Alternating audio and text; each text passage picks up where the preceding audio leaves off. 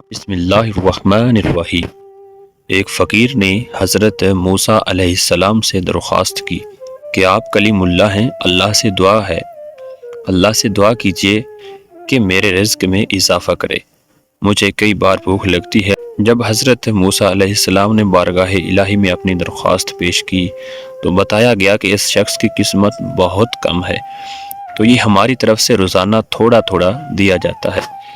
آخر تک حاصل کرنے کے لیے جب اس شخص کو اس کا علم ہوا تو اس نے درخواست کی کہ آپ اللہ تعالیٰ سے دعا کریں کہ وہ مجھے میرے نصیب کا سارا رزق ایک بار عطا فرمائے۔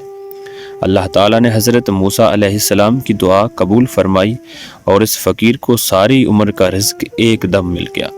اس شخص نے فوراً لنگر خانہ کھولا اور اعلان کیا، جن کے پاس کھانا نہیں ہے وہ ہمارے لنگر خانے سے پیٹ بھر کر کھا سکتے ہیں۔ حضرت موسیٰ علیہ السلام کو ان کے اس عمل پر تعجب ہوا۔ انہوں نے انہیں سمجھانے کی کوشش کی لیکن وہ نہ مانے تو مایوس ہو کر چلے گئے۔ دوسری بار 1 مہینے کے بعد اور تیسری بار 6 ماہ کے بعد گزرے تو آپ علیہ السلام نے دیکھا کہ لوگوں کو لنگر خانے سے ہمیشہ کی طرح کھانا کھاتے ہوئے۔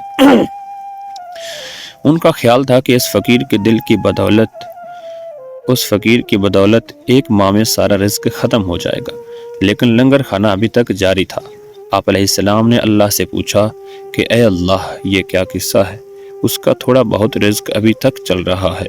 جواب آیا، بے شک اس کے نصیب میں رزق کم تھا جو اب ختم ہونا چاہیے تھا، لیکن ہمارا قانون ہے کہ جو کوئی ہماری راہ میں کچھ خرچ کرے تو ہم اس کو دنیا میں 10 گنا اور آخرت میں 90 گنا دیتے ہیں۔ یہ شخص بھی اس قانون کے دائرے سے باہر نہیں، جتنا خرچ کرتا ہے ہماری راہ میں ہم دنیا میں اس کا 10 گنا دیتے ہیں۔ اس میں حیرت کی کیا بات ہے؟ اس لیے کھلے دل سے اللہ کی راہ میں خرچ کیا کریں۔